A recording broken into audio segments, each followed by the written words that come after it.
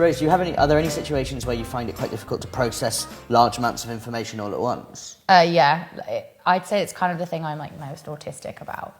I just can't filter things like other people can. So in previous jobs, I've never had the courage to say so, but in my current job, I've been able to turn to my manager and say, okay, listen, in all honesty, I'm getting lots of emails that are really long, and to other people they're not that long. To me they're really long, and there's no change of colour or font, or there's nothing in bold, there's nothing highlighted, so it's just information overload.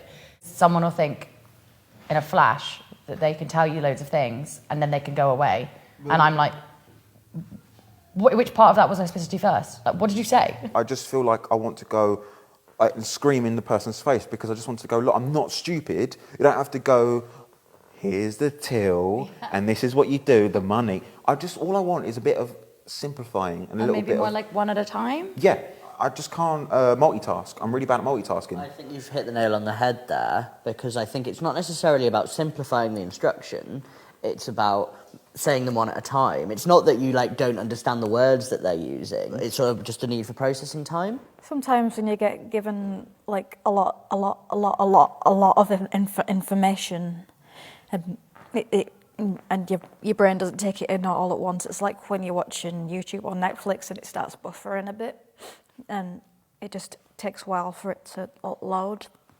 That's what it feels like personally.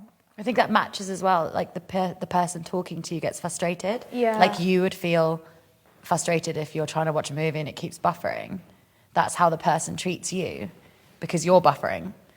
To take the analogy even further. Oh my days. Oh, dear God. When a YouTube film is buffering, everyone knows that what you should really do is leave it and let it load. But what everyone does instead is press the button constantly. Okay, that's really good. And move from screen to screen and constantly try and troubleshoot. I think what people could do to help me process information is to understand that I may be processing information, I may be using techniques to process information which they wouldn't necessarily use, or might even look like I'm ignoring them. So I often say to my manager, okay, I've received this email, can you speak to me about it? And I mean, I hate phone calls, but if I need to, then I'll do it. Or someone on the phone says something to me and I'm like, okay, now you need to email that to me and break it down even more. If they give me the information step by step, then I would basically perform better, which in a way is better for the company or whoever you're working for. Personally, I just wish people would be a little bit more patient and just a little bit more kind. It would be really, really helpful just not to feel judged. It can be hard being unable to process that information or taking time, but what's much harder is then the feeling of judgment or the feeling of being embarrassed. People always underestimate me, and I like it that way. So I kind of say to people, in terms of processing time, I want you to underestimate how long I need so that I can blow you away and get it done quicker. So I always say that I would like people to not expect me to answer straight away, and let me have moments where I answer straight away and moments where I don't answer straight away, but to have the same amount of patience with me.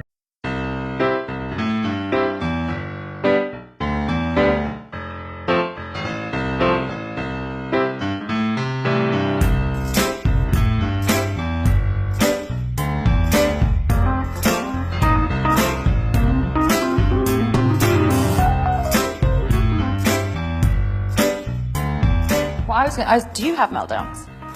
And what are they like for you? Breakdowns. They're very bad, very hard. Very embarrassing having a breakdown, but it happens when you don't know how to handle circumstances that seem very, very difficult.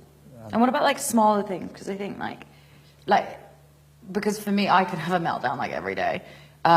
And it's everything is heightened. I think that's the word you were looking for. Yeah, heightened, yeah. And I just can't cope, and I can't even use my hands, and I'm shaking, and I drop everything, and everything just gets worse and worse and worse, and it's like everything's going in slow motion. That for me is a meltdown. Do you get things like that? Yeah. Usually for me, it's like I'm seeing red. Everything's, I call it the red mist. But at the same time, it's almost like you want to crawl up on the floor and just scream.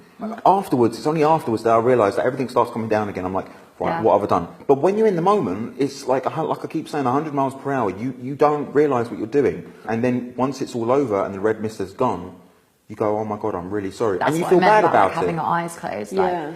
I think any like situation where I've ended up quite aggressive, when you're younger, it's a tantrum. When you're our age, it's not a tantrum anymore. No. It's a meltdown. But it's whether or not people around you understand that. And the thing is, you are not like that person. Exactly. But I guarantee you that if the public sees you in that meltdown, that's it. They class you as a naughty individual. And that's the thing, you're not. But because everything's so stressful, it just builds up, and then you blow up. Like that judgment can make it worse, right? Like exactly. If you're in public. I mean, like you said, you don't tend to have them in public, but I imagine when you get home, if you felt a certain way and you feel like people are like seeing that in you, it's probably making it 10 times worse. It's the build-up, definitely. I think as well, because I'm older now, they don't happen as frequently as they did when I was at school, but when they do happen, they're like bad, because it's the build-up from like a couple of weeks or a couple of months, and then it just sort of explodes, and it's horrible. You can't do anything to make anything better. It's a really terrible thing. It's like a negative spiral. Yeah. All I really want is for people not to stare. I know how hard it is. You know, if someone's got a really cute Labrador, I want to stare at their dog. But people are probably sick of having their dog stared at. You know, it's like an uncomfortable feeling. Yeah. Fair enough. If you're in a traffic jam and there's an accident, you're going to look. But don't go over to the person and go, oh my God, what's happening? Let's film it. Don't get involved. Yeah. Don't get involved. Move on. You know. You're nodding. You agree. Yeah. Just sort of, just leave me alone. Sort of do what you need to do. I'll just be over here doing what I'm doing. Just sort of like a blank wall, basically. Like there's a wall between us. Don't come any closer. Yeah. Just it's not necessarily making them go to sit the other side of the room. It's you can sit next to me, but just like pretend you're not here. Just if you're reading a book, carry on reading your book. Don't put your book down and watch me. Just sort of carry on with your day, and I'll just carry on with mine. So yeah. Moving on. Yeah. You know, there's no harm in trying to help. I guess that's the only way you will find out if it's right or wrong. I personally don't want to push everyone away and go, I don't want you to help me, I don't want you to help me. If somebody comes up and I'm having a meltdown, thank you for trying to help. At least you're thinking about it. It's trying different things, isn't it?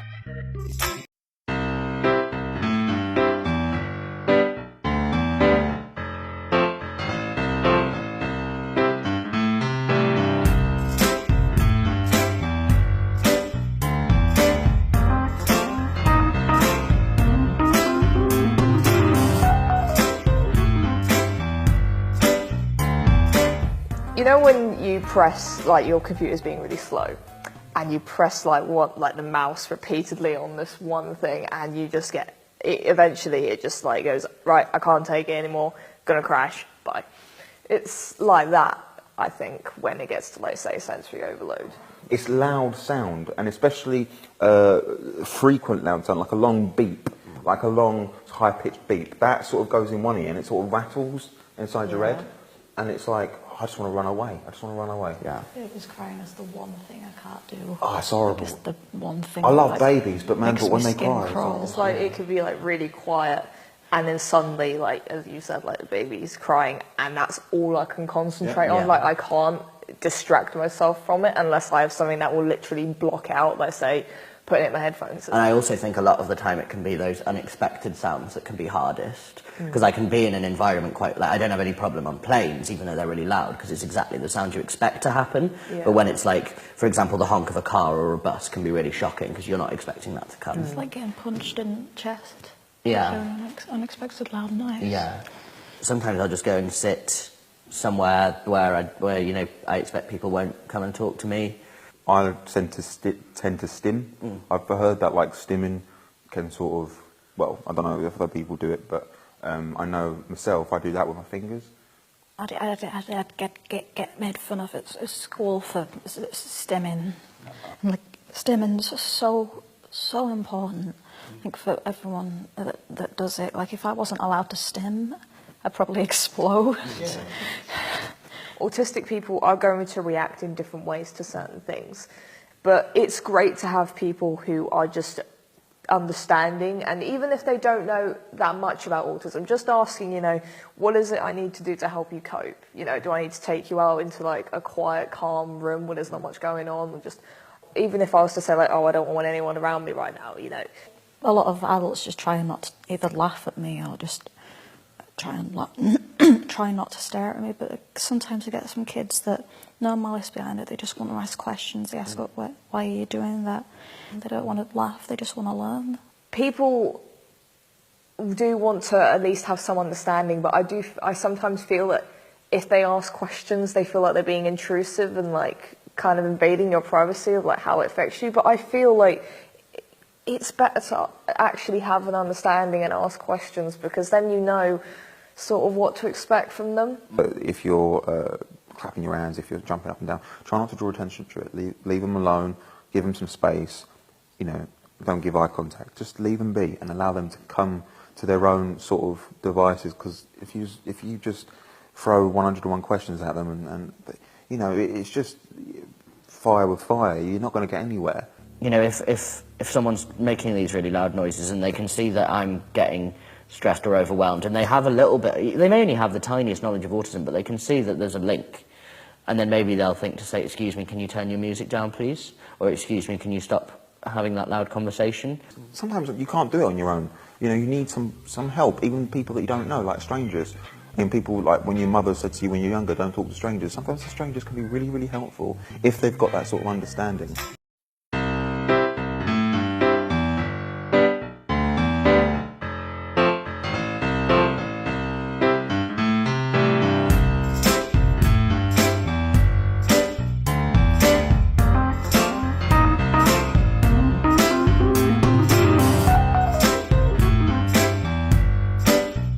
I find that if someone changes things, it's very triggering for me.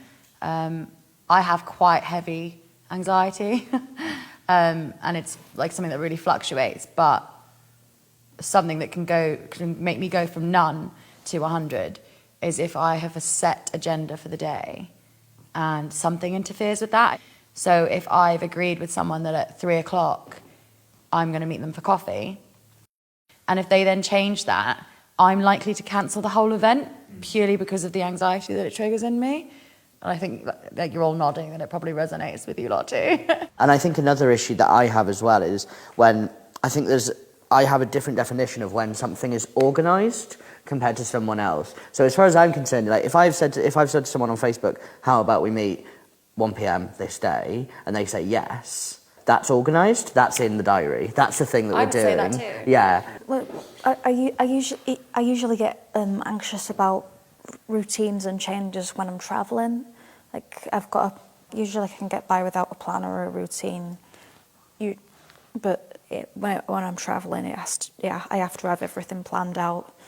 One time I was on the train, and one of the trains got cancelled, and I had no idea what to do.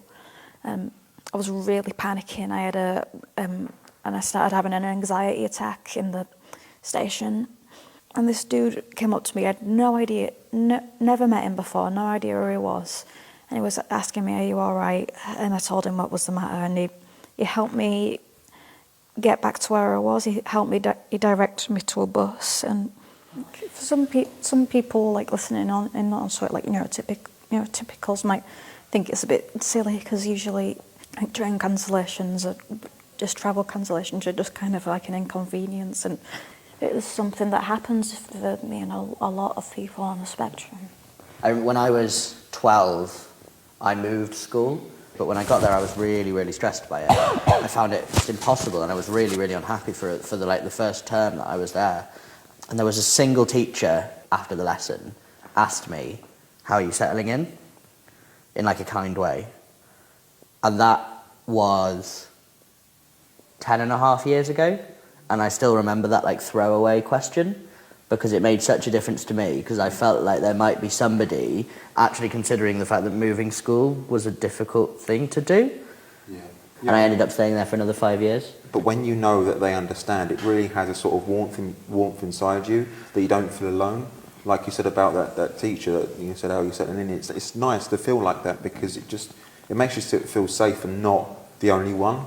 So I think the most helpful things that people can do is, first of all, just be aware that anxiety is going to be there, and sort of give you the space you need, but also try and get rid of all of the other blocks. So giving you step-by-step instructions to help you with that processing of information, making sure that when you get there's somewhere, and you're arriving in this new venue, that there's somewhere you can go that's maybe better from a sensory perspective, so that you don't have too much noise and you can sort of settle in quite easily. Making sure that you make really clear what isn't changing about the day. So I think it's about recognising the anxiety will be there and doing everything you can to help with the other aspects of the experience.